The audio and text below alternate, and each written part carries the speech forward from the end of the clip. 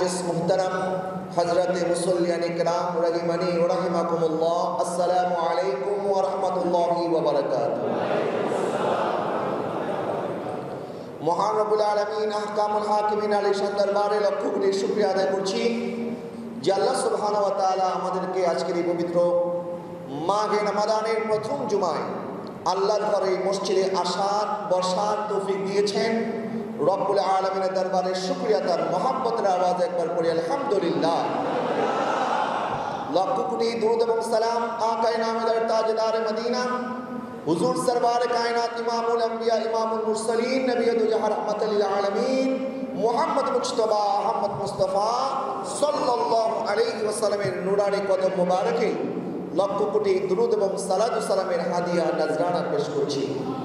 আল্লাহর দরবারে শুকরিয়া যে আল্লাহ সুবহানাহু ওয়া তাআলা আমাদেরকে আরো একটি মাহে রমাদান দান করেছে। সকলে বলুন আলহামদুলিল্লাহ। নবী করিম রউফ রহিম সাল্লাল্লাহু আলাইহি ওয়াসাল্লাম ইরশাদ করছেন, আমার উম্মত যদি মাহে রমাদানের বরকত সমূহ সম্পর্কে জানতো, মাহে রমাদানের মধ্যে আল্লাহ সুবহানাহু ওয়া তাআলা তার কত বান্দাকে ক্ষমা করেন, আমার আল্লাহ কতটা রহমত বরকত নাজিল করেন এবং এই মাহে রমজানের দিনগুলিতে কত বান্দাকে আল্লাহ পাক ক্ষমা করে দেন, এটা যদি আমার উম্মত জানতো তাহলে আমার উম্মত আল্লাহর দরবারে এটা ফরিয়াদ করতো যেন 12টা মাসই তাদের জন্য আল্লাহ মাহে রমাদান করে দেন। প্যারে হাজরিন, নবী করিম সাল্লাল্লাহু আলাইহি ওয়াসাল্লাম বলছে মাহে রমাদানের 3টি দশক, প্রথম দশক রহমতের, মধ্যের দশক মাগফিরাতের এবং শেষের দশক জাহান্নামের আগুন থেকে মুক্তির। এমনকি মাহে রমাদান, যেই মাহে রমাদানে আল্লাহ সুবহানাহু ওয়া তাআলা আমাদের জন্য বলেছেন শাহরু রমাদান আল্লাযী উনজিলা ফীহিল কুরআন, এই মাস সেই মাস যেই মাসে আমি কোরআন নাজিল করেছি। এবং এই মাসের মধ্যে এমন একটি রাত আছে, এমন একটি মহিমান্বিত বরকতময় রজনী, খায়রুম মিন আলফি শাহর, যাকে আমার আল্লাহ বলেছেন 1000 মাসের চাইতে উত্তম। সুবহানাল্লাহ। 1000 মাস মানে হচ্ছে 82 বছর 4 মাস। 1000 মাস বরাবর আল্লাহ বলে নাই, আল্লাহ পাক বলছে 1000 মাসের চাইতে উত্তম। সুবহানাল্লাহ। উত্তম কত বেশি এটা আমার আল্লাহই ভালো জানে। সুতরাং আমরা এই মাহে রমাদানকে ইস্তেকবাল জানিয়েছি, বরণ করেছি। এই মাহে রমাদানের প্রস্তুতি আমার আকা সাল্লাল্লাহু আলাইহি ওয়াসাল্লাম মাহে রজব থেকে শুরু করতেন। রজব মাস যেত, শাবান মাস যেত, এরপরে মাহে রমাদান যখন আসতো, হযরত আয়েশা সিদ্দিক রাদিয়াল্লাহু তাআলা আনহা বলেন, আমার নবী সাল্লাল্লাহু আলাইহি ওয়াসাল্লাম মাহে রমাদান পাওয়ার পরে মনে হয় কোমর বেঁধে ইবাদত বন্দেগীতে নিয়োজিত হয়ে যেতেন। সুবহানাল্লাহ বলেন না। এই মাস এমন একটি মাস, নবী করিম সাল্লাল্লাহু আলাইহি ওয়াসাল্লাম ইরশাদ করছেন, ইযা দাখালা শাহরু রমাদান ফুতিহাত আবওয়াবুস সামা ওয়া গুল্লিকাত আবওয়াবু জাহান্নাম ওয়া সুলসিলাতিশ শায়াতিন। এই একটি হাদিসের পাশাপাশি আরো কয়েকটি হাদিস আছে। এই হাদিসটি বললাম মুত্তাফাক আলাইহি হাদিস। অন্য একটি সিগার মধ্যে এসেছে ফুতিহাত আবওয়াবুল জান্নাহ। নবী সাল্লাল্লাহু আলাইহি ওয়াসাল্লাম ইরশাদ করছেন, যখন মাহে রমাদান আসে আল্লাহ সুবহানাহু ওয়া তাআলা জান্নাতের দরজাগুলি খুলে দেয়, জাহান্নামের দরজাগুলি বন্ধ করে দেয় এবং শয়তানকে শিকলবদ্ধ করা হয়। কেন করা হয়? আল্লাহ সুবহানাহু ওয়া তাআলা চান এই মাহে রমাদানে আমরা ইবাদত বন্দেগী করি। কারণ যখন জান্নাতের দরজা খোলা হবে, জাহান্নামের দরজা বন্ধ হবে এবং শয়তানকে শিকলবদ্ধ করা হবে, যে শয়তান আমাদেরকে দিয়ে গুনাহ করায়, অর্থাৎ গুনাহ করার রাস্তাগুলি আল্লাহ চান বন্ধ করে দেওয়ার জন্য, যেন বান্দা গুনাহ থেকে নিজেকে বাঁচাতে পারে। তার যাবতীয় ব্যবস্থাপনা আল্লাহ সুবহানাহু ওয়া তাআলা মাহে রমাদানে করে দেন। কারণ কি? আল্লাহ পাক বলছেন, ইয়া আইয়ুহাল্লাযীনা আমানু কুতিবা আলাইকুমুস সিয়ামু কামা কুতিবা আলাল্লাযীনা মিন ক্বাবলিকুম, আমি তোমাদের উপরে মাহে রমাদানের সিয়াম সাধনাকে ফরজ করেছি যেভাবে ফরজ করেছি পূর্ববর্তী নবীদের উম্মতের উপরে।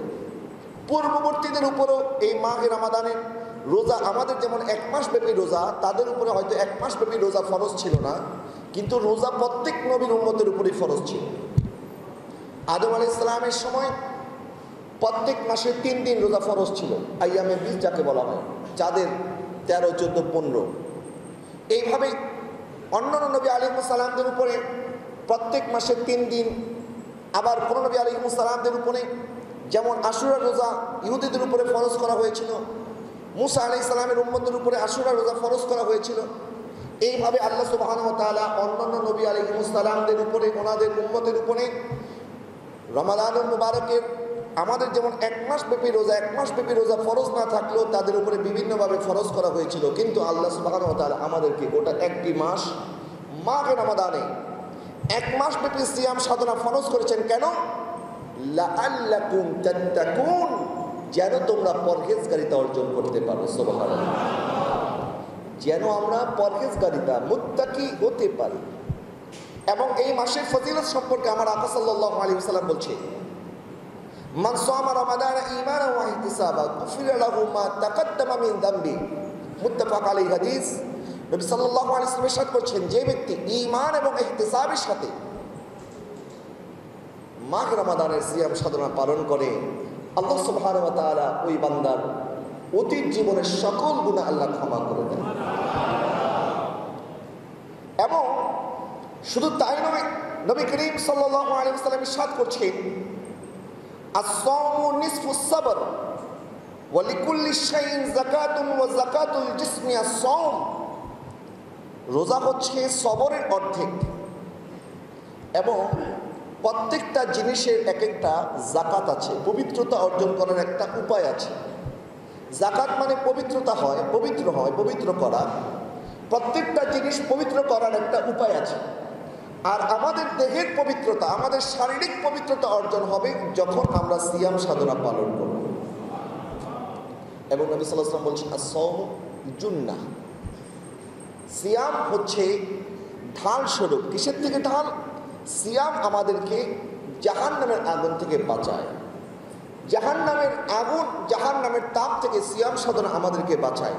এই যে আল্লাহ সুবহানাহু ওয়া তাআলা সিয়াম সাধনার এত বারাকাত, এত ফজিলত রাখলেন, এর মাকসাদ একটা, উদ্দেশ্য একটা। উদ্দেশ্য কি? লাআল্লাকুম তাত্তাকুন, যেন তোমরা পরহেজগারিতা অর্জন করতে পারো, যেন তোমরা আল্লাহকে ভয় পাও। আমরা মাহে রমাদানে যারা সিয়াম সাধনা পালন করি, সকাল থেকে সন্ধ্যা, সুবহে সাদিক থেকে ইলা গুরুবিশ শামস পর্যন্ত আমরা পানাহার থেকে বিরত থাকি, আমরা আমাদের স্ত্রীদের কাছ থেকে বিরত থাকি, আমরা যাবতীয় খানা পিনা পান করা এই সমস্ত কাজ থেকে নিজেদেরকে বিরত রাখি। কেন? কারণ আমরা তাকওয়া অর্জন করতে চাই, আল্লাহকে ভয় করি। সিয়াম সাধনা আল্লাহ আমাদের উপরে ফরজ করেছেন, অথচ খানা পিনা পান করা এবং স্ত্রীদের সাথে আমাদের সম্পর্ক সব কিছু বৈধ, কোনোটা অবৈধ নয়। প্রত্যেকটা জিনিস বৈধ হবার পরেও নির্দিষ্ট সময় আমরা এই বৈধ কাজ থেকে নিজেকে বাঁচিয়ে রাখি, হেফাজত করি। খানা পিনা আমাদের জন্য বৈধ, হালাল খাবার, আমরা খাচ্ছি না। পান করা আমাদের জন্য হালাল, আমরা পান করছি না। আমাদের স্ত্রী আমাদের জন্য হালাল, কিন্তু আমরা তাদের সাথে যাচ্ছি না। সব কিছু বৈধ হওয়ার পরেও আমরা এখান থেকে নিজেকে পরহেজ করছি, বিরত রাখছি। আল্লাহ সুবহানাহু ওয়া তাআলা বলছেন, লাআল্লাকুম তাত্তাকুন, আমি চাই তোমরা পরহেজগারিতা অর্জন করো। যেইভাবে মাহে রমাদানে তোমরা ফজর থেকে মাগরিব পর্যন্ত হালাল বস্তু থেকে যদি আমি আল্লাহ সন্তুষ্টি কামনায় বিরত থাকতে পারো, আর বাকি 11 মাস কেন তোমরা হারাম কাজ থেকে বিরত থাকতে পারবে না? যে বান্দা মাহে রমাদানের একটি মাস হালাল বস্তু থেকে নিজেকে বিরত রাখতে পারে, কার সন্তুষ্টির জন্য? বলেন না, আমরা কার সন্তুষ্টির জন্য রোজা রাখি? আল্লাহর সন্তুষ্টির জন্য। যদি আমরা হালাল জিনিস থেকে নিজেকে বাঁচাতে পারি, তাহলে বাকি 11টি মাস আমরা কেন হারাম থেকে নিজেকে বাঁচাতে পারবো না? মাহে রমাদানে আমরা সিয়াম সাধনা পালন করার সময় আমরা ভুলেও কখনো পান করি না। আমাদের সামনে ইফতার থাকে, আমাদের সামনে শরবত থাকে, আমাদের সামনে সুস্বাদু খাবার আছে, তারপর আমরা খাই না। এমনকি আমাদের বাচ্চারা যখন মাকে গিয়ে বলে, মা তোমরা রোজা রাখো, আমিও রোজা রাখবো, এখন মা বলে, বাবা তুমি তো ছোট মানুষ, তোমার উপরে তো রোজা ফরজ হয়নি, তারপরও বাচ্চারা জিদ ধরে, না মা আমিও রোজা রাখবো। তখন মারা সান্ত্বনা দেওয়ার জন্য বলে, ঠিক আছে বাবা, আমরা বড় যারা তারা আমাদের জন্য সকাল থেকে সন্ধ্যা একটা রোজা, ফজর থেকে মাগরিব, আর বাচ্চাদের জন্য 2টা রোজা। ফজরে আমাদের সাথে সেহরি করবা, 12টা বাজে একবার ইফতার করবা, আবার 12টা বাজে সেহরি কইরা মাগরিবের সময় আবার ইফতার করবা। এটা হচ্ছে বাচ্চাদেরকে সান্ত্বনা দেওয়ার জন্য মারা বলে। এখন ওই বাচ্চা যে মনে করে যে আমি তো রোজা পালন করছি, এই বাচ্চাটা দেখবেন ফজরের সময় যখন সেহরি করে সে মনে করে আমার ইফতারের সময় হবে 12টা বাজে, এই 12টা পর্যন্ত ওই বাচ্চা ভুলেও মুখের মধ্যে পানি নেয় না, ভুলেও খাবার গ্রহণ করে না।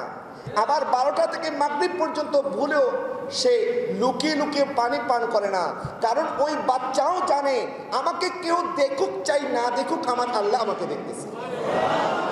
কথা বলেন না ঠিক কিনা? দেখেন নবী মুসা আলাইহিস সালামের উম্মতের সাথে আমাদের কি পার্থক্য? মুসা আলাইহিস সালামের উম্মতরা বলেছিলেন, ওয়াইজ কুলতুম ইয়া মুসা লান নুমিনা লাকা হাত্তা নারাল্লাহু জাহরাতান, আমরা ততক্ষণ পর্যন্ত আপনার উপরে ঈমান আনবো না যতক্ষণ পর্যন্ত আমরা আল্লাহকে দেখব। আমরা আল্লাহকে দেখার পরে ঈমান আনবো, এর আগে আপনার উপরে ঈমান আনবো না। মুসা কালিমুল্লাহর উম্মতটা বলেছিল আমরা ঈমান আনবো না আল্লাহকে না দেখা পর্যন্ত। আর আমাদের উম্মতে মুহাম্মদের বাচ্চা বাচ্চা পর্যন্ত মাঘে রমাদানের সিয়াম সাধনা পালন করার সময় মুখের মধ্যে পানি নেয় না, এমনকি আমরা উযু করার সময় সাবধানে উযু করি যেন আমার গলার মধ্যে পানি প্রবেশ না করে। আমার গলায় পানি প্রবেশ করলে বাইরের মানুষ দেখুক আর না দেখুক, আমাদের ঈমান, আমাদের বিশ্বাস আমার আল্লাহ আমাদেরকে দেখতেছে। কথা বলেন না ঠিক কিনা? তাহলে মাঘে রমাদানে সিয়াম সাধনা পালন করার সময় আমরা লুকিয়ে পানি খেলে যেমন আল্লাহ দেখে, আমাদের গলার ভিতরে পানি প্রবেশ করলে যেভাবে আমার আল্লাহ দেখে, ঠিক একইভাবে অন্য যত গুনাহ আছে, অন্য যত আল্লাহর হুকুম অমান্য করার মতো কাজ আছে, ওই কাজ যখন আমরা করি আমার আল্লাহ আমাদেরকে দেখে কি দেখে না? আল্লাহ সুবহানাহু ওয়া তাআলা এই বিশ্বাসটা আমাদের অন্তরের মধ্যে পাকাপোক্তভাবে দিয়ে দিতে চান।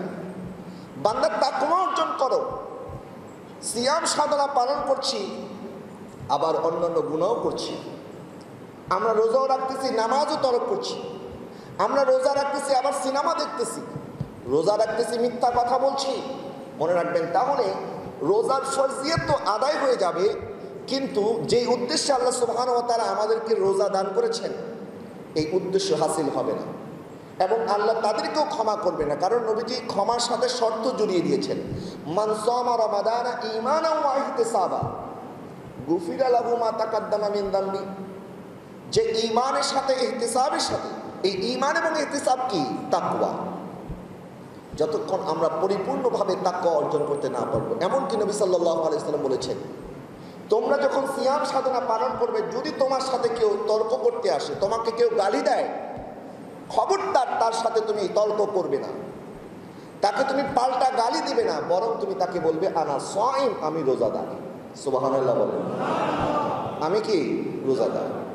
কিন্তু দুঃখজনক বিষয়, আমরা রোজাও পালন করি আবার মানুষের সাথে ঝগড়া করি, বিবাদ করি, মানুষকে গালাগালি করি, অশ্লীল কথাবার্তা বলি। পেয়ারে হাজরিন, এখন আপনারা বলতে পারেন যে হুজুর আল্লাহ পাক তো এই মাঘে রমাদানে শয়তানকে শিকলবদ্ধ করে, শিকলবদ্ধ করার পরে আমরা কেন গুনাহ করি? আমরা জানি শয়তান মানুষকে দিয়ে গুনাহ করায়, তো শয়তান তো এখন থাকে বন্দি অবস্থায়, তো এখন আমরা কেন গুনাহ করি? না, শয়তান সবসময় আমাদেরকে দিয়ে গুনাহ করায় না। আমাদের শত্রু হচ্ছে দুইটা, এক হচ্ছে শয়তান, আরেক হচ্ছে আমাদের কলব, আমাদের নফস। এই নফস এটা আমাদের শত্রু। শয়তান যেভাবে আমাদের শত্রু, আমাদের নফস আমাদের শত্রু। কারণ শয়তান যেভাবে ভয়ঙ্কর, নফসের প্রতারণাও তার চাইতে কোনো অংশে কম নয়। কারণ শয়তান তো শয়তান হয়েছে তার নফসের তাড়নায়, নয়তো শয়তানকে শয়তান কে বানিয়েছে? শয়তানের আগে তো কোনো শয়তান ছিল না, তো এই শয়তান শয়তানি কেমনে করলো? কারণ শয়তানের নফস শয়তানকে শয়তান বানিয়েছে। আমাদের প্রত্যেকের সাথে আমাদের নফস আছে, আমাদের দুইটা শত্রু। একটা শত্রুকে আল্লাহ শিকলবদ্ধ করেছে, আরেকটা শত্রু আমাদের সাথে আছে। প্রিয় হাজরিন, এই জন্য এই নফসকে কাবু করার জন্য কিছু পদ্ধতি আছে। আমরা কি করে নফসকে কাবু করতে পারব? শয়তানকে শয়তান বানিয়েছে তার নফস। যেমন শয়তান বলেছিল আল্লাহকে, আল্লাহ আমি কেন সেজদা করব? আনা খায়রুম মিনহু, আমি তো আদম থেকে উত্তম। খালাকতানি মিন নার ওয়া খালাকতাহু মিন তিন। আল্লাহ আপনি আমাকে সৃষ্টি করেছেন আগুন থেকে, আর আদমকে সৃষ্টি করেছেন মাটি থেকে। তো আমি তো আদম থেকে উত্তম, আমি সেরা। এই যে আমি আনানিয়াত, নিজেকে নিজে আমিত্ব প্রকাশ করা, এটা আল্লাহর পছন্দ নয়। আল্লাহ চাইলে শয়তানের এই যুক্তির জবাব দিতে পারতেন, কারণ সৃষ্টি করেছেন আল্লাহ, হুকুম করেছেন আল্লাহ। আল্লাহ চাইলে জবাব দিতে পারতেন, তার যুক্তিকে খণ্ডন করতে পারতেন। আল্লাহ খণ্ডন করে নাই, বরং বলেছে তুমি আমার জান্নাত থেকে বের হয়ে যাও এবং কিয়ামত পর্যন্ত তুমি অভিশপ্ত, তোমার ঠিকানা জাহান্নাম, চিরস্থায়ী জাহান্নাম। শয়তান বলেছিল আল্লাহ আপনি আমাকে বিতাড়িত করলেন, আপনি আমাকে পথভ্রষ্ট, আমাকে জাহান্নামী বানিয়ে দিলেন, ঠিক আছে আমিও আপনার বান্দার বিরুদ্ধে এমনভাবে লেগে থাকব, আমি যেইভাবে জাহান্নামে যাব আমার সাথে সাথে আপনার সব বান্দাকে জাহান্নামে নিয়ে যাব। আল্লাহ জিজ্ঞাসা করলেন তুমি আমার বান্দাকে কিভাবে প্রতারিত করবে? বলে আল্লাহর ডান দিক থেকে করব, বাম দিক থেকে করব, সামনে থেকে করব, পিছন থেকে করব, চতুর্দিক থেকে আমি আপনার বান্দাকে প্রতারণার জালে আবদ্ধ করব, আমার গুনার জালে আমি তাকে আটকে রাখবো। আমার আল্লাহ বলে ঠিক আছে যাও, চারটা দিক আমি তোমাকে দিয়ে দিলাম, দুইটা দিক আমি আমার জন্য রেখে দিলাম। আমার বান্দা যখন ডান দিক থেকে, বাম দিক থেকে, সামনে থেকে, পিছন থেকে তোমার দ্বারা প্রতারিত হয়ে গুনাহ করবে, আর বান্দা যখন জমিনে মাথাটা রাখবে, আসমানের দিকে হাত তুলে দেবে, আমার বান্দা যদি আসমান পরিমাণ সমান গুনাহ করে থাকে, আমার বান্দা ক্ষমা চাইতে দেরি করবে, আমি ক্ষমা করতে দেরি করব না। প্রিয় হাজরিন, শয়তান চায় আমাদেরকে দিয়ে গুনাহ করাবে। আল্লাহ বলে মাহে রমাদানে আমার বান্দাকে দিয়ে গুনাহ করাতে পারবে না। তো মাহে রমাদানে গুনাহ করাতে না পারলেও শয়তানকে যেই নফস তাকে দিয়ে শয়তানি করিয়েছে, এই নফস আমাদের সাথে আছে। যেমন শয়তান বলেছিল কি আমি সেরা। তো এক বুজুর্গ ছিল, উনি জীবনে কোনোদিন আমি শব্দটা মুখে আনে নাই, কারণ আমি শব্দটা এটা বড়ই ভয়ঙ্কর। দেখবেন মানুষ কিছু হইলে বলে আমি করছি, এটা আমার। এই যে একটি অহংকার, একটি অহমিকা, এই দাম্ভিকতার সৃষ্টি হয় এই আনানিয়তের মাধ্যমে। তো এই বুজুর্গ বলেছিলেন যে আমি কোনোদিন আমি শব্দটা উচ্চারণ করব না, এবং উনি জীবনে কোনোদিন আমি শব্দটা উচ্চারণ করে নাই। তো একজন মানুষ যখন জানলো যে ওই হুজুর তো কোনোদিন আমি শব্দটা বলে না, আর মুসল্লি একজন চিন্তা করতে আচ্ছা ঠিক আছে আমি হুজুরে এমন প্রশ্ন করব, হুজুরের মুখ দিয়ে আমি শব্দটা বের করাবো। এখন যারা আল্লাহওয়ালা হয়, বুজুর্গ হয়, তারা তো মুসল্লিদের এই সমস্ত টুকটাক দুষ্টামি এগুলি বুঝতে পারে। এখন প্রশ্ন করলো হুজুর শয়তান কি বলার কারণে আল্লাহ তাকে শয়তান বানিয়েছে? এখন জবাব তো হবে কি এটা বুঝতেই পারছি। এখন হুজুরও বুঝতে পেরেছে যে এই লোক কেন আমাকে এই প্রশ্নটা করেছে। তখন হুজুর বলল ঠিক আছে এখন তো এশার নামাজের সময় হয়ে গেছে, আসেন আমরা নামাজ পড়ি, নামাজের পরে এটার জবাব শুনব। তো নামাজ যখন শেষ হয়েছে, হুজুর জিজ্ঞাসা করলেন নামাজের আগে আমাকে একজন প্রশ্ন করেছিল, এই প্রশ্নকর্তাকে? তখন উনি দাঁড়িয়ে বললেন হুজুর আমি। তখন হুজুর বললেন শয়তান এই কথাই বলেছে, শয়তান এই কথাই বলেছে। প্রিয় হাজরিন, এই আনানিয়াত আমাদেরকে ধ্বংস করে দেয়। আমাদের নফস যতক্ষণ আমাদের কাবুর মধ্যে থাকবে ততক্ষণ শয়তান যদি রমজানের পরেও আবার আসে, কারণ শয়তান তো এখন দেখতেছে ঠিক আছে তুমি এখন নামাজ পড়তেছো, যা করার করো, ঈদের দিন আমি তোমার সব আমল শেষ করে দেব। শয়তান কিন্তু অপেক্ষায় আছে, প্রহর গুনতেছে। যার কারণে দেখবেন এখন জুমার নামাজের সময় মুসল্লির অভাব নাই, আর ঈদের দিন ফজরের সময় মুসল্লি পাওয়া যায় না। কারণ হচ্ছে শয়তান এখন আপনাকে টার্গেট করে রেখেছে যে তুমি মাহে রমাদানে যা করো অসুবিধা নাই, মাহে রমাদানের পরে আমি আবার আসতেছি তোমার কাছে। কিন্তু মাহে রমাদানের পরেও শয়তান আমাদেরকে দিয়ে শয়তানি করাতে পারবে না যদি আমাদের নফসকে কন্ট্রোল করতে পারে, যদি আমাদের এই নফসকে আমাদের কাবুর মধ্যে রাখতে পারি। প্রিয় হাজরিন, এই জন্য আমার আকা সাল্লাল্লাহু আলাইহি ওয়াসাল্লাম বলছে আশ-শাইতানু জাসিমুন আলা কলবি ইবনে আদম ফাইজা যাকারাল্লাহু খানাসা ওয়া ইযা গাফালা ওয়াসওয়াসা। সহিহ বুখারীর হাদিস, নবী সাল্লাল্লাহু আলাইহি ওয়াসাল্লাম ইরশাদ করছেন নিশ্চয়ই বনি আদমের কলবের উপরে শয়তান তার প্রভাব বিস্তার করে, কিন্তু যতক্ষণ সে আল্লাহর জিকিরের মধ্যে থাকে ততক্ষণ শয়তান তাকে প্রতারিত করতে পারে না। আর যতক্ষণ তার কলবটা, তার অন্তরটা জিকির থেকে খালি হয়ে যায়, তখন শয়তান ওয়াসওয়াসা দেয়। সুতরাং আমাদের অন্তরে ওয়াসওয়াসা যেন শয়তান দিতে না পারে, এই জন্য আল্লাহ জিকির করতে হবে। যেমন মাহে রমাদানে আমরা সেহরি করি, এরপরে সিয়াম সাধনা পালন করি, ইফতার করি, তারাবি নামাজ পড়ি, তাহাজ্জুদ পড়ি, কোরআন তেলাওয়াত করি, সদকা খায়রাত করি। এই যে ইবাদত বন্দিগির মাধ্যমে আমরা নিজেদেরকে কাটাই, মাহে রমাদানের পরেও যদি আমরা এইভাবে নিজেদেরকে ব্যস্ত রাখতে পারি ইবাদত বন্দিগিতে, তাহলে শয়তান আমাদেরকে ধোঁকা দিতে পারবে না। হযরতে ফরিদউদ্দিন আখতার রহমাতুল্লাহি আলাইহি উনি বলছেন, আমাদের নফসকে কাবু করার 3টা পদ্ধতি আছে। এই 3টা পদ্ধতি যদি আমরা অবলম্বন করতে পারি, তাহলে আমরা আমাদের নফসকে কাবু করতে পারব। 1 নাম্বার উনি বলছেন চুপ থাকা, কম কথা বলা। নবী সাল্লাল্লাহু আলাইহি ওয়াসাল্লাম ইরশাদ করছেন, ফামান সামিতা নাজা, যে ব্যক্তি চুপ থাকলো সে নাজাত পেল। আমরা অনেক সময় দেখি মানুষ যখন বেশি কথা বলে, যারা বেশি কথা বলে তার মুখ দিয়ে ফাহিশা কথা বেশি বের হয়, ভুল বেশি হয়। হয়তোবা এই কথাটা বলার ইচ্ছা ছিল না, কিন্তু বলে ফেলেছে, কারণ তার অভ্যাসই বেশি কথা বলা। এই জন্য সিয়াম সাধনায় আমরা যেভাবে নিজেদের জবানকে হেফাজত করি, সিয়াম সাধনার পরেও অন্য 12টি মাস 11টি মাসও আমাদেরকে আমাদের জবানকে কাবু রাখতে হবে। নবীজি বলছেন 2টা জিনিসের গ্যারান্টি দাও, আমি তোমাকে জান্নাতের গ্যারান্টি দেব। 1 নাম্বার, তোমার 2 জওয়ানের মাঝখানে যা আছে, তোমার জিহ্বা, এবং তোমার 2 উরুর মাঝখানে যা আছে, তোমার প্রাইভেট পার্ট, লজ্জাস্থান, 2টা জিনিসের গ্যারান্টি আমাকে যদি দিতে পারো, আমি নবী তোমাকে জান্নাতের গ্যারান্টি দিলাম। অর্থাৎ আমাদের সব পাপের মূল হচ্ছে আমাদের জিহ্বা। আরেক হাদিসে আছে, আমাদের দেহের প্রত্যেকটা অঙ্গ প্রত্যঙ্গ প্রত্যেক দিন সকালবেলা এই জিহ্বার কাছে পানাহ চায়, যে জিহ্বা তুমি কিন্তু আজকে আমাদেরকে দিয়ে উল্টাপাল্টা কাজ করায় না, তুমি ঠিক আমরা ঠিক, তুমি বেঠিক আমরা বেঠিক। মানুষের ঝগড়া শুরু হয় কথার মাধ্যমে। যখন মানুষ কথা বলে, গালি দেয়, তখন তার হাত পা নাড়াচাড়া শুরু হয়, তো জিহ্বার মাধ্যমে গুনাহটা আমরা শুরু করি। তো হযরত ফরিদউদ্দিন আখতার রহমাতুল্লাহি আলাইহি বলছে, আমরা তখন আমাদের নফসকে কাবু করতে পারবো যতক্ষণ আমরা চুপ থাকবো। এবং আল্লাহ সুবহানাহু ওয়া তাআলা পবিত্র কোরআন কারীমে সূরা আল মুমিনুনের মধ্যে বলছেন, কদ আফলাহাল মুমিনুন আল্লাযীনা হুম ফী সালাতিহিম খাশিউন ওয়াল্লাযীনা হুম আনিল লাগwi মুরিদুন। যারা অনর্থক কথা থেকে নিজেকে বাঁচাতে পারে।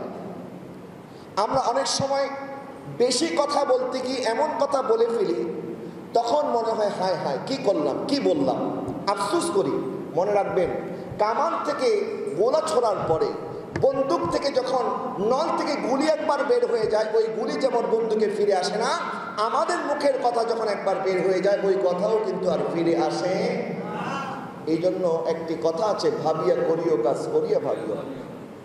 তো আমরা অনেক সময় বেশি কথা বলতে গিয়ে ফায়সা কথা বলে ফেলি। এই জন্য কথা যত কম বলা যায়। নবীজি বলছেন, মান সামিতা নাজা, যে চুপ থাকলো সে নাজাত পেল। এই চুপ থাকা আমাদের নফসের বিরুদ্ধে একটি জিহাদ। নফসকে কাবু করার একটা মহা ওষুধ হচ্ছে চুপ থাকা। 2 নাম্বার আল জু, সিয়াম সাধনা পালন করা, ক্ষুধার্ত থাকা। আমরা এই যে ক্ষুধার্ত আছি, নবী সাল্লাল্লাহু আলাইহি ওয়াসাল্লাম বলছেন, বিশেষ করে যারা যুবক আছেন, যুবকদের উদ্দেশ্যে আমার নবী বলছেন, ইয়া মাশারাশ শাবাব মান ইসতাতা মিনকুমুল বাআতা ফালিয়াতাযাওয়াজা ওয়া মান লাম ইসতাতি ফাআলাইহি বিস-সাওম ফাইন্নাহু লাহু উইজা। আমার আকা সাল্লাল্লাহু আলাইহি ওয়াসাল্লাম ইরশাদ করছেন, হে যুবকরা, তোমাদের মধ্যে যাদের সামর্থ্য আছে বিয়ে করার, তোমরা বিয়ে করো। কারণ ওই যে আরেকটি কথা নবীজি বলেছেন, আমাদের প্রাইভেট পার্টের হেফাজতের কথা নবীজি বলেছেন। আমাদের লজ্জাস্থান হেফাজত হবে যখন আমরা, যারা উপযুক্ত হয়েছেন, সামর্থ্যবান হয়েছেন, তারা যদি শাদী করেন, তাহলে এই সমস্ত গুনাহ থেকে নিজেকে বাঁচাতে পারবে। এরপরে নবীজি বলছেন, ওয়ামান লাম ইয়াস্তাতি ফাআলাইহি বিস-সাওম, আর যদি তোমরা বিয়ে করতে না পারো, হতে পারে আর্থিক সামর্থ্য নাই, অন্য যে কোনো কারণে যদি বিয়ে করতে আমরা না পারি, নবীজি বলছেন, তাহলে তার জন্য আছে রোজা। কারণ তুমি যখন রোজা রাখবে, তখন তোমার শাহওয়াতটা কমে যাবে। আমাদের যৌবিক চাহিদাকে বাধাগ্রস্ত করার জন্য সওম হচ্ছে একটি ওষুধ। এই সওম আমাদেরকে গুনাহ থেকে হেফাজত করে। সেই জন্য হযরত ফরিদউদ্দিন আত্তার রহমতুল্লাহি আলাইহি বলছে, এই যে ক্ষুধা, এই ক্ষুধা আমাদের অন্তরকে কাবু করতে সাহায্য করে, আমাদের নফসকে কাবু করতে সাহায্য করে। আমরা ফজর থেকে মাগরিব পর্যন্ত সারাদিন যখন ক্ষুধার্ত অবস্থায় আছি, এবং এই ক্ষুধা আমাদেরকে, আমাদের লজ্জাস্থানকে গুনাহ থেকে বিরত রাখে। সেই জন্য 2 নাম্বার ওষুধ হচ্ছে ক্ষুধা। 3 নাম্বার উনি বলছেন একাকী থাকা। যখন আমরা একাকী থাকবো, যেমন মাঘের রমাদানের একটি গুরুত্বপূর্ণ আমল হচ্ছে ইতিকাফ। এই ইতিকাফ আমার আকা সাল্লাল্লাহু আলাইহি ওয়াসাল্লাম জীবনের প্রত্যেকটা বছর ইতিকাফ করতেন। সুবহানাল্লাহ। মা আয়েশা সিদ্দিকা রাদিয়াল্লাহু তাআলা বলেন, নবীজি প্রত্যেক বছর ইতিকাফ করতেন। এমনকি যেই বছর নবী সাল্লাল্লাহু আলাইহি ওয়াসাল্লাম ওফাত বরণ করেন, ওই বছরও নবী ইতিকাফ করেছেন। ইতিকাফ কখনোই নবীজি ছাড়তেন না।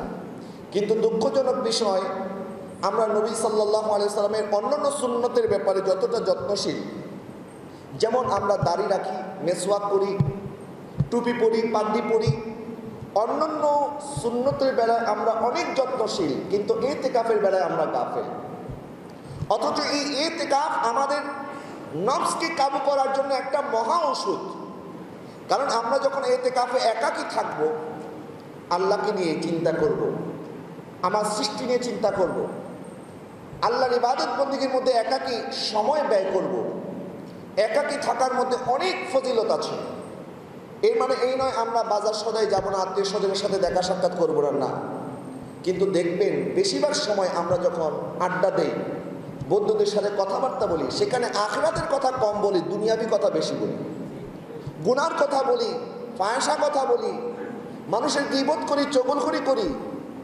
তা আমরা যখন আমাদের বিভিন্ন মানুষের সাথে গল্প গুজবে যাই, তখন আমরা সওয়াব তো কামাই করতে পারি না, বরং গুনাহ নিজের আমলনামার মধ্যে বাড়িয়ে তারপরে ঘরে ফিরি। এই জন্য একাকী থাকা এটাও একটা বড় আমল। এবং মাঘে রমাদানে এই ইতিকাফ আমাদেরকে একাকী থাকার যে আমলটা শিক্ষা দেয়, যে একাকী ইবাদত বন্দেগী করা, আল্লাহকে স্মরণ করা, এবং নিজেকে নিজে চিন্তা করা যে আমি কি করছি, আমার গন্তব্য কোথায়, আমি কোথায় যাব। আজকে দেখেন, কোনো মানুষের যদি আল্লাহ না করুক তাকে আইসিইউতে থাকতে হয়, হসপিটালে থাকতে হয়, সেখানে কিন্তু তিনি 8 দিন 10 দিন যখন একাকী থাকেন, তখন অনেক কিছু চিন্তা ভাবনা করেন, নিজেকে সংশোধন করার একটা চেষ্টা করেন যে আমি কি করলাম, আমার হাতে তো আর সময় নাই, হয়তোবা এই আইসিইউ থেকে আবার বাড়িতে ফিরে নাও যেতে পারি। নিজের মধ্যে একটা রিয়েলাইজেশন তৈরি হয়, নিজেকে নিজে একটা আত্মশুদ্ধি করার চেষ্টা করেন। ঠিক একইভাবে মাঘে রমাদানের এই 10টি দিন, আপনি 10 দিন না পারেন, আপনি 3 দিন করেন, 3 দিন না পারেন, একদিনও যদি ইতিকাফ করেন, ইতিকাফ হয়ে যাবে। কিন্তু আমাদের দুঃখজনক বিষয়, আমরা ইতিকাফ করতে পারি না। আবার এলাকার, যেহেতু ইতিকাফ একটি আমল যেটি হচ্ছে সুন্নতে মুআক্কাদা আলাল কিফায়া, এলাকাবাসীর পক্ষ থেকে এটা যে কোনো একজনকে অবশ্যই আদায় করতে হবে। যদি আদায় না করে এলাকার সবাই গুনাহগার হবে। তখন অনেক জায়গার মধ্যে এমন হয় যে ইতিকাফকারীর জন্য মুসল্লি পাওয়া যায় না। তখন এলাকার লোকেরা টাকা কালেকশন করে একজন বৃদ্ধকে একটা টাকা দিয়ে দেয় যে বাবা আপনাকে টাকা দিলাম, এই টাকার বিনিময়ে আপনি ইতিকাফ করেন। নাউজুবিল্লাহ বলেন। আমরা কতটা গাফেল যে এলাকার মধ্যে একটা মানুষ পাওয়া যায় না ইতিকাফ করার জন্য, অথচ এটা অনেক বড় আমল। আমরা একাকী থাকলে নিজেকে নিজে প্রশ্ন করতে পারবো আমরা কি করলাম এবং আমাদের কি করণীয়। আমরা তো মানুষের দিকে তাকাই। একবার এক ব্যবসায়ী এক জায়গায় সফরে বের হয়েছে, ওনার কাছে একটা হীরার টুকরা ছিল। এখন ওনার কাছে একটা হীরার টুকরা আছে, এটা চোর বুঝতে পেরেছে। চোর যখন বুঝতে পেরেছে, তখন চোর তার সাথে সফরে একসাথে রওনা দিয়েছে। এবং চোরও বলতেছে আমি একজন ব্যবসায়ী, আমিও হীরার ব্যবসা করি, আমিও আপনার সাথে ব্যবসায় যাচ্ছি। বল ঠিক আছে চলেন একসাথে যাই। তো যখন সফরের মধ্যে একসাথে যাচ্ছে জাহাজ দিয়ে, আগের কালে তো জাহাজের সফর ছিল, উড়োজাহাজ ছিল না। তো জাহাজ দিয়ে যখন যাচ্ছে, অনেক খোঁজ গল্প করতে করতে করতে করতে যখন রাত হয়ে গেল, তখন চোর চিন্তা করলো ঠিক আছে এখন আমার চুরি করার সময় এসেছে। সে যখন ঘুমাবে তারপরে আমি তার পকেট থেকে তার হীরাটা চুরি করব। যখন ব্যবসায়ীও তার এই মতলব বুঝলো, ব্যবসায়ী চিন্তা করতেছে আচ্ছা ঠিক আছে তুমি চুরি করার নিয়তে অপেক্ষা করতেছ, ঠিক আছে আমি এমন পদ্ধতি করবো তুমি আর চুরি করতে পারবে না। যখন চোর ঘুমিয়ে পড়েছে, ব্যবসায়ী কি করলো, তার নিজের পকেটের মধ্যে যে হীরার টুকরা ছিল, এই হীরার টুকরা নিজের পকেট থেকে বের করে চোরের পকেটে নিয়ে রেখে দিয়েছে। এখন চোর যখন মাঝরাতে ঘুম থেকে জাগ্রত হয়ে দেখছে ব্যবসায়ী ঘুমাচ্ছে, এখন চোর তো ওই ব্যবসায়ীর ডানে বামে সব পকেট খুঁজতে খুঁজতে শেষ, তার ব্যাগ ট্যাগ সব খুঁজেছে, খুঁজতে খুঁজতে দেখে কোথাও নাই। তা আবার সে ঘুমিয়ে পড়েছে। তা আবার ফজরের সময় ওই ব্যবসায়ী উঠে তার পকেট থেকে সেই হীরাটা নিজের পকেটে রাখলো। সকালবেলা যখন চোর ঘুম থেকে জাগ্রত হয়ে জিজ্ঞাসা করছে, আচ্ছা ভাই, কালকে রাত্রে আপনার কাছে যে হীরাটা ছিল ওই হীরাটা কি আছে আপনার কাছে? বলে হ্যাঁ আছে। তো বলে কোথায়? পকেট থেকে বের করে দেখালে এই যে আমার হীরা। এখন শয়তান চিন্তা করতেছে, কি চোর চিন্তা করতেছে, আমি এত চেষ্টা করলাম, তার এই পকেটের মধ্যে তো আমি হাত দিয়েছি, এই পকেটে হাত দেওয়ার পরও এই হীরাটা পেলাম না। আচ্ছা ঠিক আছে, আজকে রাত্রে ঠিক আমি এই হীরাটা চুরি করব। আবার দ্বিতীয় রাত্রে একই অবস্থা। দ্বিতীয় রাত্রে ওই ব্যবসায়ী চোরের পকেটের মধ্যে হীরাটা রেখে দিয়েছে। আবার তৃতীয় রাতেও যখন একই নিয়ত নিয়ে চোর ঘুমাতে গিয়েছে, তৃতীয় রাত্রে ওই ব্যবসায়ী তার পকেট থেকে হীরাটা নিয়ে চোরের পকেটে রেখে দিয়েছে। তৃতীয় রাত্রেও চোর যখন খুঁজতে খুঁজতে কোথাও পায় না, ক্লান্ত হয়ে ঘুমিয়ে পড়েছে। চতুর্থ দিন এখন আর ওই চোরের ধৈর্যের বাঁধ ভেঙে গেছে। এখন বলতেছে যে ভাই, আমি আসলে কোনো ব্যবসায়ী না, আমি একটা চোর। আমি মূলত আপনার সাথে এতদিন সফর করছি যে আপনার পকেট থেকে হীরাটা চুরি করার জন্য, কিন্তু আশ্চর্য ব্যাপার, দিনের বেলায় আপনার কাছে হীরাটা পাওয়া যায়, রাত্রেবেলায় যখন আমি আপনার পকেটের মধ্যে তালাশ করি তখন তো হীরা পাই না। আপনি কোথায় রাখেন? এখন আমাকে এই কৌশলটা একটু বলে দেন, আমার আর ধৈর্য কুলাচ্ছে না। তখন ওই ব্যবসায়ী বলছে, আরে তুমি যদি একটু নিজের পকেটে খুঁজতা তাহলে হীরাটা পেয়ে। তুমি তো আমার পকেটে খুঁজেছ, নিজের পকেটে একটু খুঁজো। প্যারে হাজরিন, আমরা তো মানুষকে নিয়ে বলি, মানুষ এটা করেছে, সেইটা করেছে। আমরা কখন নিজেকে নিয়ে চিন্তা করব? কখন নিজের কবরে তৈয়ারি করব? কখন নিজে তাকওয়াবান হব? প্যারে হাজরিন, মানুষ যখন দেখে কোনো ঘরে চুরি হয়েছে, তখন সবাই বলে নিশ্চয়ই এই ঘরের মধ্যে চোরকে সাহায্যকারী কেউ আছে, নয়তো বাইরের মানুষ কেমনে জানবে এই ঘরে কয় টাকা আছে? বাইরের মানুষ কেমনে জানবে কোন জায়গায় সম্পদ আছে? তার মানে ঘরের কেউ না কেউ আছে এই চুরিতে সহায়তা করেছে। ঠিক একইভাবে শয়তান আমাদেরকে দিয়ে গুনাহ করায়, আর ওই শয়তানকে সহায়তা করে আমাদের নফস। এই শয়তানকে কাবু করতে হলে আমাদের নফসকে আগে কাবু করতে হবে। নফসে লাওয়ামা থেকে নফসে মুতমাইন্নাতে অর্জন করতে হবে।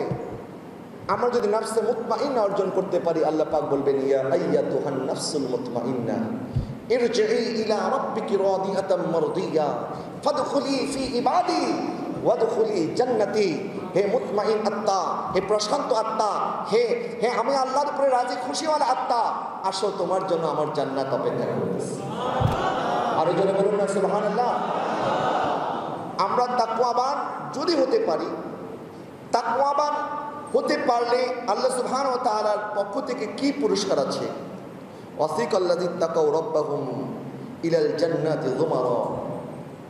যারা আল্লাহকে ভয় করে তারা কিয়ামতের ময়দানে দলে দলে জান্নাতে প্রবেশ করে। আরো জোরে বলুন না সুবহানাল্লাহ। এখন আমরা তাকওয়া কি করে অর্জন করব? মাহে রমাদান আমাদেরকে তাকওয়া অবলম্বন করার যাবতীয় ব্যবস্থাপনা করে দিয়েছে। ক্ষমা চাওয়া, এবং এই ক্ষমা চাইতে গিয়ে যেন শয়তানের ধোকায় পড়তে না হয়, শয়তানকে পর্যন্ত শিকলবদ্ধ করা হয়েছে। সেহরির ব্যবস্থা করেছেন আল্লাহ সুবহানাহু ওয়া তাআলা, ইফতারের ব্যবস্থা করেছেন। নবী সাল্লাল্লাহু আলাইহি ওয়াসাল্লাম বলছেন, সেহরির সময় এমন একটি সময় যখন আমার আল্লাহ সুবহানাহু ওয়া তাআলা তখন তার বান্দাদেরকে ডাকতে থাকেন, আলা মিন মুস্তাগফিরিন ফাগফির লাহু, আলা মিন মুস্তারজিকিন ফারজুকাহু। কেউ কি আছো আমি আল্লাহর কাছে ক্ষমা প্রার্থী, আমি আল্লাহ তাকে ক্ষমা করে দেব। কেউ কি আছো রিজিক প্রত্যাশী, আমি আল্লাহ তার রিজিক বাড়িয়ে দেব। সুবহানাল্লাহ বলে। নবীজি বলেছেন, তোমরা সেহরি করো, কারণ সেহরির মধ্যে বরকত আছে। এক ঢুক পানি খেয়ে হলেও যেন আমরা সেহরি করি। নবীজি বলেছেন, অন্য নবী আলাইহিস সালামের উম্মতের সাথে আমার উম্মতের রোজার মধ্যে ফারাক, পার্থক্য হচ্ছে সেহরি। ইহুদি নাসারা তারা রোজা রাখে কিন্তু সেহরি করে না, আর উম্মতে মুহাম্মদী সেহরি করে। আমরা সেহরি করব ফজরের আগে, জাগ্রত হয়ে সুবহে সাদিকের আগে আমরা যখন সেহরি করি, দেখেন খাবার খাবো, খাবার খেয়ে তো আমরা রোজা রাখবো, খাবার খাবার মাধ্যমে আমরা আমাদের শক্তি সামর্থ্য অর্জন করব। আল্লাহ বলে তুমি সেহরি খাবে, আমি তোমাকে ক্ষমা করে দেব। 2 নাম্বার ইফতার। এই ইফতার আমরা যখন করি, আমার আকা সাল্লাল্লাহু আলাইহি ওয়াসাল্লাম বলছে ইফতার এমন একটি ইবাদত, as-সাইমুল ফারহাতান, যে সিয়াম সাধনা পালন করে তার জন্য 2টা খুশির সময়। এক সময় হচ্ছে সে যখন ইফতার করে, আরেকটি সময় হচ্ছে যখন সে আল্লাহর সাথে কিয়ামতের ময়দানে মিলিত হবে। সুবহানাল্লাহ। ইফতার করা আমাদের জন্য আনন্দের একটি বিষয়, আমার নবী সাল্লাল্লাহু আলাইহি ওয়াসাল্লাম বলেছেন। এই জন্য ইফতার করতে দেরি করবেন না। অনেকে ইফতার করতে দেরি করেন। ইফতার করার সুন্নত হচ্ছে তাড়াতাড়ি ইফতার করা, যখন ওয়াক্ত হয়ে যাবে। তবে এটা আবার নয় যে আপনি ওয়াক্ত হওয়ার আগে ইফতার শুরু করে দিলেন। আবার আমাদের দেশে একটি কনসেপ্ট মানুষের মাথার মধ্যে চলে এসেছে। মানুষ মনে করে সুবহ সাদিকের সময় মনে হয় আজানের সাথে, ইফতারের সময় মনে হয় আজানের সাথে। না, সুবহ সাদিক এবং ইফতার এই 2টা আজানের সাথে কোনো সম্পর্ক নাই। আজান 5 মিনিট পরেও হতে পারে। আপনি আজানের জন্য অপেক্ষা করবেন না। অনেকে খাবার খেতেই থাকে, এদিক দিয়ে তার ওয়াক্ত চলে গেছে, সুবহ সাদিক হয়ে গেছে, কিন্তু হয়তো মুয়াজ্জিন সাহেব আজান দিতে বিলম্ব করছেন। আর যেহেতু ওই সময়টা একটি সন্দেহযুক্ত সময়, এই জন্য মাঝে মধ্যে 2, 4, 5 মিনিট পরে মুয়াজ্জিনরা আজান দেয়। তো এই জন্য আজানের অপেক্ষা করতে করতে আপনি যদি খাবার খেতেই থাকেন আর ওই দিক দিয়ে যদি ওয়াক্ত হয়ে যায়, তাহলে কিন্তু আপনার রোজা হবে না। আবার একইভাবে যদি আপনি মনে করেন মুয়াজ্জিন আজান দিয়ে দিয়েছে কিন্তু এখনও ওয়াক্ত হয় নাই, আপনি খাবার শুরু করে দিলেন মাগরিবের আগেই, তাহলে কিন্তু আপনার রোজা ভেঙে যাবে। এই জন্য মাঘে রমাদানের তোফা আমাদের প্রায় প্রত্যেকের কাছে আছে। বিভিন্ন প্রতিষ্ঠানের, মাদ্রাসার, এতিমখানার, বিভিন্নভাবে আমাদের কাছে ইসলামী ফাউন্ডেশনের সেহরির সময়, ইফতারের সময় সব দেওয়া আছে। এই জন্য আপনারা ঘড়িকে ফলো করবেন, সময়কে ফলো করবেন, আজানকে নয়। আজানের সাথে সেহরি এবং ইফতারের কোনো সম্পর্ক নাই। এটা হচ্ছে নামাজের সাথে সম্পর্ক। আজানের সাথে সম্পর্ক নামাজের, সেহরি ইফতারের নয়। সেই জন্য সেহরি এবং ইফতার আমরা করব যখন আমরা ইফতার করি। আমার আকা সাল্লাল্লাহু আলাইহি ওয়াসাল্লাম বলছেন লিস-সাইমি ফারহাতান ইযা আফতারা ফারাহা ওয়া ইযা লিকা রব্বিহি ফারহা। যখন আমার বান্দা সিয়াম সাধনা পালন করে ইফতার বসে, তখন এটা হচ্ছে তার জন্য একটি সুখকর সময়। আর আরেকটি সুখকর সময় হচ্ছে যখন সে বান্দা আল্লাহ রাব্বুল আলামিনের সাথে তার দিদার হবে, মোলাকাত হবে। 2টা বিষয়কে নবীজি পাশাপাশি কেন বললেন? এক ইফতার, আরেক হচ্ছে আল্লাহর সাথে সাক্ষাৎ। মনে রাখবেন, আল্লাহর পক্ষ থেকে দুনিয়ার সবচেয়ে বড় নিয়ামত হচ্ছে আমাদের ঈমান, আর আখিরাতের মধ্যে সবচেয়ে বড় নিয়ামত হবে আল্লাহ রাব্বুল আলামিনের দিদার। সুবহানাল্লাহ। দুনিয়ার ঈমান, আখিরাতের দিদারে ইলাহি, এই 2টা হচ্ছে আমাদের জন্য সবচেয়ে বড় পুরস্কার। তো আল্লাহর কাছে আমরা দোয়া করি, আল্লাহ সুবহানাহু ওয়া তাআলা যেভাবে দুনিয়াতে আমাদেরকে ঈমান নসিব করেছে, আখিরাতে যেন আল্লাহ পাকের দিদার নসিব করে। সকলে বলুন আমিন। প্রশ্ন হচ্ছে, এক জায়গায় নবীজি বললেন ইফতার করা এবং আল্লাহর সাথে সাক্ষাৎ করা, 2টাকে নবীজি পাশাপাশি কেন বললেন? কারণ পাশাপাশি এই জন্য বলেছেন, আল্লাহ সুবহানাহু ওয়া তাআলা হাদিসে কুদসির মধ্যে বলেন আস-সাওমু লি ওয়া আনা আজজি বিহি। আমরা যত ইবাদত বন্দেগী করি, প্রত্যেকটা ইবাদত বন্দেগীর আলাদা আলাদা মর্যাদা আছে, ফজিলত আছে, বরকত আছে, প্রতিদান আছে। কিন্তু অন্য ইবাদতের প্রতিদানের বেলায় আল্লাহ এইভাবে বলে নাই যেভাবে রোজার প্রতিদানের কথা আল্লাহ বলেছেন। নামাজের প্রতিদানও আল্লাহ দিবেন, হজের প্রতিদানও আল্লাহ দিবেন, যাকাতের প্রতিদানও আল্লাহ দিবেন। কিন্তু মাহে রমাদানের সিয়ামের প্রতিদান আল্লাহ বলছেন আস-সাওমু লি ওয়া আনা আজজি বিহি। সিয়াম সাধনা আমার জন্য, আর এই প্রতিদান আমি আল্লাহ নিজে দান করব। আচ্ছা, আল্লাহ নিজে কেন দান করবেন? যখন আপনার জন্য রাষ্ট্রীয় কোনো পুরস্কার ঘোষণা হবে, এখন চাইলে আপনাকে এলাকার কাউন্সিলরের মাধ্যমে একটি পুরস্কার দিয়ে দিতে পারে। তুলনা করছি না, বোঝানোর জন্য। এলাকার কাউন্সিলরের মাধ্যমে আপনার হাতে পুরস্কারটা পৌঁছে যেতে পারে। কিন্তু প্রাইম মিনিস্টার অথবা প্রেসিডেন্ট যদি বলে যে আমার দেশের ওই নাগরিকের পুরস্কারটা আমি নিজেই দেব, তখন আপনি মনে করবেন যে ওই পুরস্কারটা তো পরে প্রাইম মিনিস্টারের সাথে বা প্রেসিডেন্টের সাথে সাক্ষাৎ করব, এটাই তো আমার জন্য বড় পুরস্কার। ঠিক একইভাবে আল্লাহ সুবহানাহু ওয়া তাআলা অন্যান্য ইবাদতের বেলায় এইভাবে বলে নাই, যেইভাবে সিয়াম সাধনার বেলায় বলেছে আস-সাওমু লি ওয়া আনা আজজি বিহি, এই সিয়াম সাধনা আমার জন্য আর এই প্রতিদান আমি আল্লাহ নিজে আমার বান্দাকে দান করব।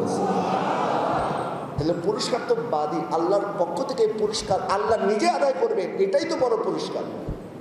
এর চাইতে বড় পুরস্কার তো আর কিছু হতে পারে না। আল্লাহ পাকের মাকসাদ হচ্ছে আমরা যেন আল্লাহকে ভয় করি, তাকওয়া অর্জন করি। তো হযরতে আবু নুঈম রাহমাতুল্লাহি আলাইহি ওনার হুলিয়ার মধ্যে বর্ণনা করেন হযরতে আব্দুল্লাহ ইবনে মাসউদ রাদিয়াল্লাহু তাআলা থেকে একটি হাদিস, আমরা কি করে তাকওয়া অর্জন করতে পারি। উনি বলছেন সর্ব অবস্থায় আল্লাহকে স্মরণ করো, আল্লাহকে ভুলে যেও না। 2 নাম্বার, সবসময় আল্লাহর ইবাদতের মধ্যে কাটাও, নাফরমানি করিও না। 3 নাম্বার, সবসময় আল্লাহর শুকর করো, না শুকর বান্দা হইও না, না শুকরিয়া যেন আমরা না করি। এই 3টা কাজের মাধ্যমে আমরা তাকওয়াবান হতে পারি।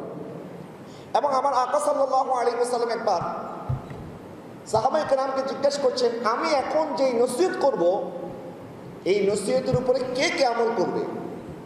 হযরত আবু হুরায়রা রাদিয়াল্লাহু তাআলা সবার আগে হাত তুললেন, বলেন ইয়া রাসূলুল্লাহ, আমি আপনার সাথে ওয়াদা করছি আপনি যা নসিহত করবেন আমি তা পালন করব। সুবহানাল্লাহ। যে আবু হুরায়রা রাদিয়াল্লাহু তাআলা 5374টি হাদিস বর্ণনা করেছেন অল্প সময়ের মধ্যে। মাত্র কয়েকটি বছর নবীজির সোহবতে ছিলেন। তো একবার ওনাকে জিজ্ঞাসা করলো, আবু হুরায়রা, আবু বকর সিদ্দিক এত বছর নবীজির সাথে ছিলেন, ওমর ছিলেন, ওসমান ছিলেন, আলী ছিলেন, তারা কেউ এত হাদিস বর্ণনা করতে পারে নাই, তুমি যত হাদিস বর্ণনা করেছো কি করে পেরেছো? তখন আবু হুরায়রা রাদিয়াল্লাহু তাআলা জবাব দিয়েছেন, যখন তোমরা ব্যবসা বাণিজ্যের মধ্যে, দোকানপাটে, যখন তোমরা নিজেরা নিজেরা আলাপ আলোচনার মধ্যে ব্যস্ত থাকতে, তখনও আমি নবীদের কদমে বসে থাকতাম, আমার নবী যা বলতেন আমি তা মুখস্থ করে নিতাম। একবার আবু হুরায়রা বলছেন, ইয়া রাসূলুল্লাহ, আপনি যা বলেন আমার মনে চায় আমি যেন সব মনে রাখতে পারি, কিন্তু আমার মাথায় সব থাকে না, আমি ভুলে যাই। হুজুর আমাকে একটু দাওয়া দেন, ওষুধ দেন, আমি যেন ভুলে না যাই। আমার নবী রাহমাতুল্লিল আলামিন বললেন, তোমার চাদরটা দাও। নবীজি 1 কোষ দিলেন। আবু হুরায়রা বললেন, আবু হুরায়রা, এখন তুমি তোমার বুকের মধ্যে এটাকে মালিশ করো, একটু বুকের মধ্যে লাগাও। হযরত আবু হুরায়রা রাদিয়াল্লাহু তাআলা বলছেন, যেদিন আমার নবী রাহমাতুল্লিল আলামিন আমার রুমালের উপরে একটু ফু দিয়ে দিলেন, এবং ওইটা যখন আমি আমার কলবের সাথে, আমার এই বুকের সাথে যখন আমি মালিশ করলাম, তারপর থেকে আর একটা কথাও আমি আবু হুরায়রা বলতে পারি নাই। সুবহানাল্লাহ। তারপর থেকে আর একটা কথাও আমি আবু হুরায়রা বলে যাই নাই। সুবহানাল্লাহ। আমার নবী সাল্লাল্লাহু আলাইহি ওয়াসাল্লাম চাইলে দিতে পারে। ইন্নামা আনা কাসিমুন ওয়াল্লাহু ইউতি। আবু হুরায়রা রাদিয়াল্লাহু তাআলা বলছেন, হুজুর আমি আপনার এই নসিহত পালন করব। নবীজি 5টি নসিহত করলেন। 1 নাম্বার আমার নবী বললেন, ইত্তাকিল মাহারিম তাকুন আবাদান নাস, ওয়া আরদা বিমা কাসামাল্লাহু লাকা তাকুন আগনান নাস, ওয়া আহসিনু ইলা জারিকা তাকুন মুমিনান, ওয়া উহিব্বু লিন-নাসি মা তুহিব্বু লিনাফসিকা তাকুন মুসলিমান, ওয়া লা তুখসিরা দিহক ফা ইন্না কাসরাতা দিহকি তুমিতুল কলব। নবী সাল্লাল্লাহু আলাইহি ওয়াসাল্লাম বলছেন 1 নম্বর নসিহত, এটাও আপনারা শোনেন, আমরা কি করে তাকওয়াবান হতে পারি। নবীজি প্রথমেই বলেছেন, যখন তুমি গুনাহ থেকে নিজেকে বাঁচাতে পারবে তখন তুমি আল্লাহওয়ালা হয়ে যেতে পারবে। নেক কাজ করা অনেক ভালো কাজ, নেক কাজ করার চাইতে উত্তম গুনাহ থেকে নিজেকে বাঁচানো। মাহে রমাদান আমাদেরকে এটাই শিক্ষা দেয় যে তুমি সকাল থেকে সন্ধ্যা হালাল কাজ থেকে যদি নিজেকে বাঁচিয়ে রাখতে পারো, বাকিটা সময় হারাম থেকে, গুনাহ থেকে কেন বাঁচতে পারবে না? কারণ আমি আল্লাহ তো তোমার সিয়াম সাধনা অবস্থায় যেভাবে দেখি, বাকি 11 মাসও সেইভাবে দেখি। তখন আবাদান নাস, ইবাদত গুজার বান্দা আমরা তখন হতে পারবো যখন নিজেকে গুনাহ থেকে বাঁচাতে পারবো। 2 নম্বর নবীজি বলছেন, তুমি তোমার রিজিকের মধ্যে সন্তুষ্ট হয়ে যাও। আল্লাহ তোমাকে যা রিজিক দিয়েছে তার মধ্যে যদি তুমি সন্তুষ্ট হতে পারো, তাহলে তুমি মানুষের মধ্যে সবচাইতে বড় ধনী তুমি হয়ে যাবে। আজকে আমরা দেখবেন সবাইকে যদি জিজ্ঞাসা করেন সবাই বলবে আমার অনেক অভাব, আমার এটা নাই, আমার এটা নাই, আমার এটা লাগবে, এটা লাগবে। মানুষের অন্তরে চাহিদা যত বাড়ে ততক্ষণ পর্যন্ত তার গরিবই শেষ হয় না। আর যার কাছে 10 টাকা আছে, সে যদি মনে করে না আমার আল্লাহ আমাকে 10 টাকা দিয়েছে, আমি 10 টাকার মধ্যে সন্তুষ্ট, সে দেখবেন ওই কোটিপতির চাইতে সে আরামে ঘুমাতে পারে। কোটিপতি এত আরামে ঘুমাতে পারে না। যদি আপনার অন্তরের গরিবী শেষ না হয়, আপনি কোটি কোটি টাকার মালিক হলে কি হবে? অনেকে 5 স্টার হোটেলে ঘুমায়, তারপরে ঘুম আসে না, কিন্তু অনেকে সালার মধ্যে ঘুমিয়ে পড়ে ঘুম চলে আসে। তো আপনি 5 স্টার হোটেলে এত দামি পালঙ্কে আপনি ঘুমাচ্ছেন, আপনার ঘুম আসে না, খালি টেনশন আর টেনশন।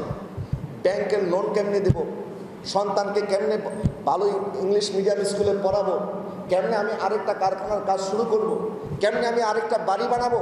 অনেকে দেখবেন একটি বাড়ি আছে, আরেকটা বাড়ি করার জন্য এমনভাবে খরচ করে তার পকেটে 1000 টাকাও থাকে না, মানুষের কাছ থেকে হাওলাত করে চলতে হয়। জিজ্ঞাসা করলে কী ব্যাপার ভাই, আপনি 10 তলা বিল্ডিংয়ের মালিক, টাকা কই গেল? আরে ভাই টাকা তো সব ব্যাংকে এই বাড়ির পিছনে লাগাই দিচ্ছে।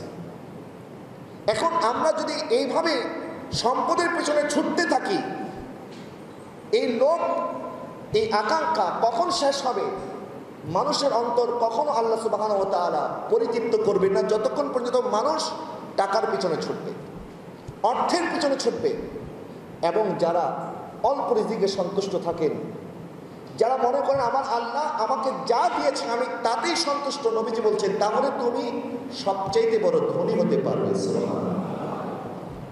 আমরা অনেক সময় আমাদের রিজিক নিয়ে চিন্তিত হয়ে যাই। অনেক সময় চিন্তা করি আমাকে এত টাকার মালিক হতে হবে, নয়তো আমি শেষ, সোসাইটিতে আমার কোনো ইজ্জত থাকবে না। আপনি যতই চেষ্টা করেন, আমার আল্লাহ যদি না দেন আপনি কি অর্জন করতে পারবেন? যত চেষ্টা আপনি করেন, সব করেন, আমার আল্লাহ যদি দিতে না চায় আপনি পারবেন না। আর আল্লাহ যদি দিতে চায় আপনি চেষ্টা না করলে আল্লাহ আপনাকে দিবেন।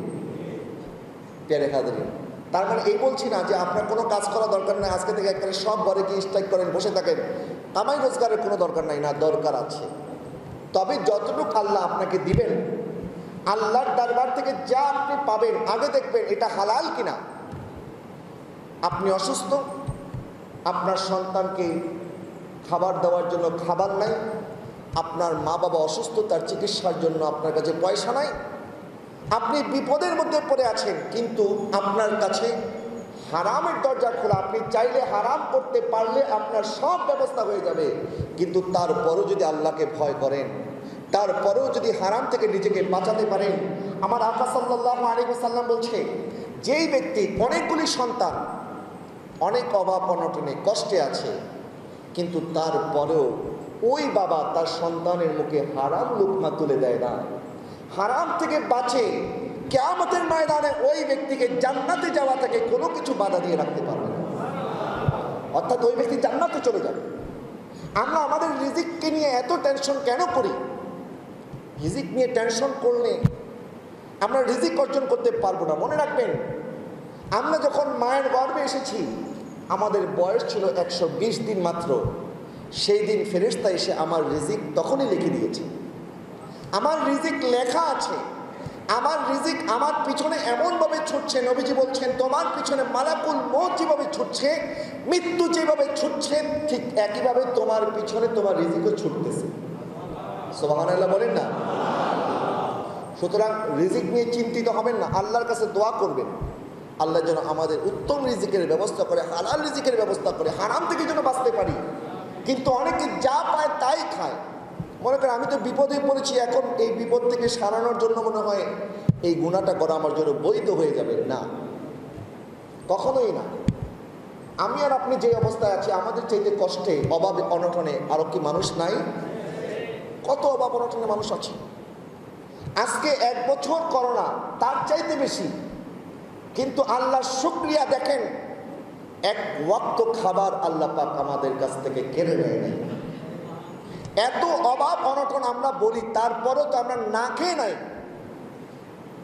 কিন্তু কত মানুষ আছে যারা এই মাঘে রমাদানে আফ্রিকার বিভিন্ন দেশে, এমনকি আমাদের বাংলাদেশে পর্যন্ত অনেক গরিব মানুষ আছে দেখবেন, যারা পানি খেয়ে ইফতার সেহরি করে। ইফতার করার সময় তার কাছে কোনো খাবার নাই, আবার পানি খেয়ে ইফতার করে। এরকম মানুষও বাংলাদেশে আছে, এরকম মানুষও এখনো জমিনের মধ্যে আছে। তো আমরা এত অভাব বলি, অভাব আমাদের কোনোদিন শেষ হবে না যদি আমরা আল্লাহর প্রতি তাওয়াক্কুল না করি এবং আল্লাহর প্রতি সন্তুষ্ট না থাকি। নবীজি বলছেন, যখন তুমি আল্লাহর রিজিকে সন্তুষ্ট হবে তখন তুমি সবচেয়ে বড় ধনী হয়ে যাবে। এরপরে বলছে, তোমার প্রতিবেশীর সাথে উত্তম আচরণ করো, তাহলে তুমি পরিপূর্ণ ঈমানদার হবে। তুমি তোমার নিজের জন্য যা পছন্দ করো, তোমার মুসলিম ভাইয়ের জন্য তুমি যদি তা পছন্দ করো, তাহলে তুমি পরিপূর্ণ মুসলমান হবে। এবং অধিক অট্টহাসি থেকে, হাসাহাসি থেকে নিজেকে বাঁচিয়ে রাখো, কারণ হাসাহাসি আমাদের কলবকে মেরে দেয়। এই হাসি থেকে, অট্টহাসি থেকে বেশি হাসাহাসি করা এটা ইসলামে বৈধ নয়। হ্যাঁ, হাসতে পারেন। হযরত আয়েশা সিদ্দিকা রাদিয়াল্লাহু তাআলা বলছেন, আমি নবীজির চাইতে বেশি হাসতে আর কাউকে দেখি নাই। সুবহানাল্লাহ, নবীজির চাইতে অধিক হাসতে আমি আর কাউকে দেখি নাই।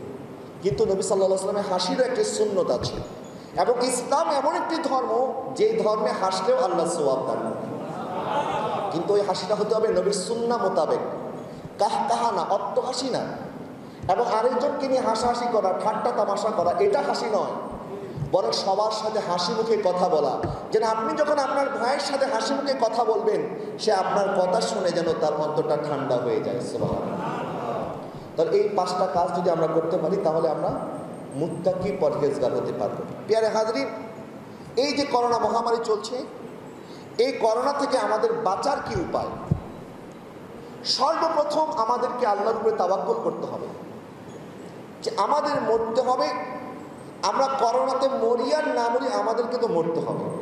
কথা বলে না, ঠিক কিনা? সুতরাং মৃত্যুকে ভয় পেয়ে কোনো লাভ নাই। ভয় পেতে হবে কাকে? আমাদের হায়াত যতদিন আছে, পৃথিবীর কোনো শক্তি আমাদেরকে এক মুহূর্ত আগে মারতে পারবে না। আর আমাদের হায়াত যদি না থাকে, পৃথিবীর কোনো শক্তি আমাদেরকে এক মুহূর্ত বাঁচিয়ে রাখতে পারবে না। তারপর আমাদেরকে চেষ্টা করতে হবে। আপনি যদি নদীর মধ্যে ঝাঁপ দিয়ে বলেন আমার আল্লাহ আমাকে বাঁচাবে, আগুনের মধ্যে ঝাঁপ দিয়ে যদি বলেন আমার আল্লাহ আমাকে রক্ষা করবেন না, আমাদেরকে চেষ্টাও করতে হবে। সেই জন্য এই করোনা মহামারীতে প্রত্যেকেই স্বাস্থ্যবিধি মেনে চলবেন, কারণ এই মুহূর্তে মানুষের সংস্পর্শে আসা এটি করোনা বিস্তারের একটি বড় কারণ। সুতরাং মানুষের সংস্পর্শ থেকে যতটা আমরা বেঁচে থাকতে পারি, মাস্ক ব্যবহার করবেন। এবং হাঁচি যাদের আছে, কাশি যাদের আছে, জ্বর যাদের আছে, মেহেরবানি করে আপনারা ঘরেই নামাজ আদায় করবেন। কষ্ট করে মসজিদে যদি আসেন, আপনার মাধ্যমে যদি আরেকজন ক্ষতিগ্রস্ত হয়, ইসলাম নিজের ক্ষতিও, এটাকেও বৈধতা দেয় না। আরেকজনকে ক্ষতিগ্রস্ত করবেন, এটাও ইসলামে জায়েজ নাই।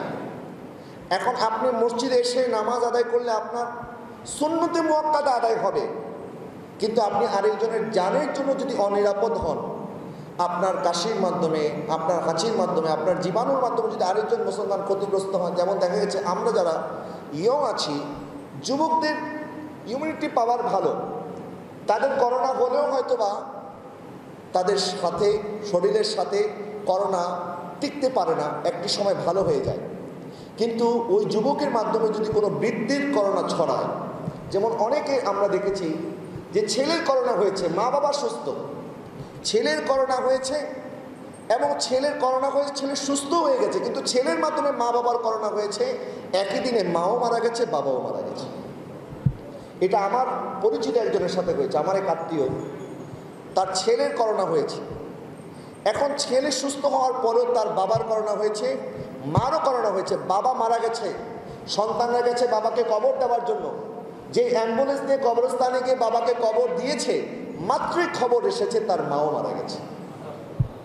একই অ্যাম্বুলেন্স, যে অ্যাম্বুলেন্স দিয়ে বাবাকে কবরে রেখে এসেছে, ওই অ্যাম্বুলেন্স আবার বাসায় গিয়ে আবার মাকে এনে তারপরে কবরস্থ করেছে। প্রিয় হাজরিন, আমরা আল্লাহর কাছে পানাহ চাই, আল্লাহ যেন আমাদের এই কঠিন পরীক্ষা থেকে আমাদেরকে নাজাত দান করে। সকলে বলুন আমিন।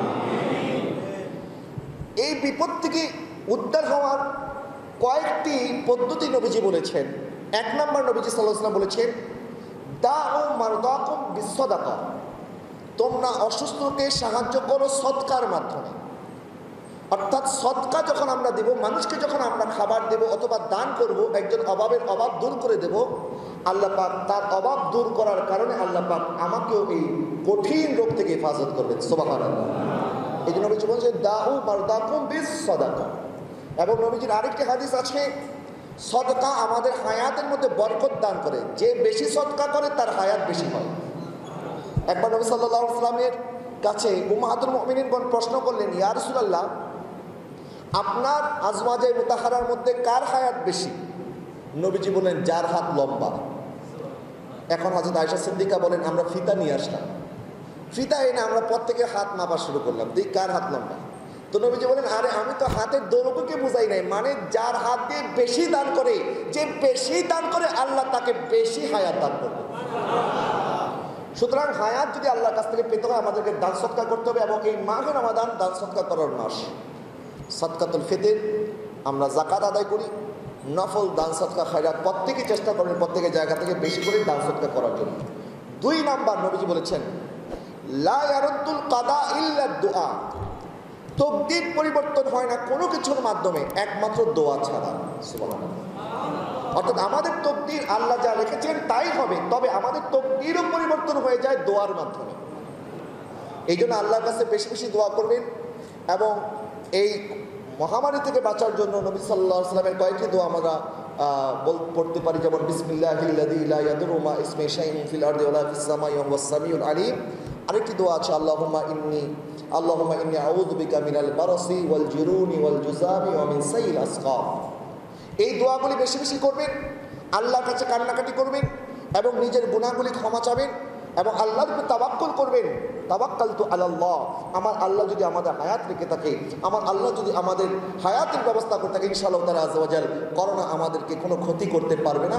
তবে আমার কারণে, আপনার কারণে, কারো কারণে যেন আরেকজন ক্ষতিগ্রস্ত না হয়, এই জন্য যারা অসুস্থ মেহেরবানি করে আপনারা মসজিদে আসবেন না, ঘরে বাড়িতে ইবাদত বন্দেগী করবেন। নবী সাল্লাল্লাহু আলাইহি ওয়াসাল্লাম বলছেন, যখন কোনো বান্দা অসুস্থ থাকে এবং সে তার ঘরের মধ্যে যদি ইবাদত বন্দেগী করে, তাহলে ওই বান্দা সুস্থ অবস্থায় ইবাদত করলে আল্লাহ পাক তাকে যতটা সওয়াব দিতেন, অসুস্থ অবস্থায় ইবাদত করতে না পারলেও আল্লাহ তাকে অনুরূপ সওয়াব দান করতেন। সুতরাং এটা মনে করার কোনো কারণ নাই যে আমি অসুস্থ হয়ে গেছি, ঘরে ইবাদত করতে পারছি না, মসজিদে গিয়ে ইবাদত করতে হবে না। এটা শর্ত নয়, আপনি ঘরে ইবাদত করলেও আল্লাহ পাক আপনাকে পরিপূর্ণ সওয়াব দান করবে।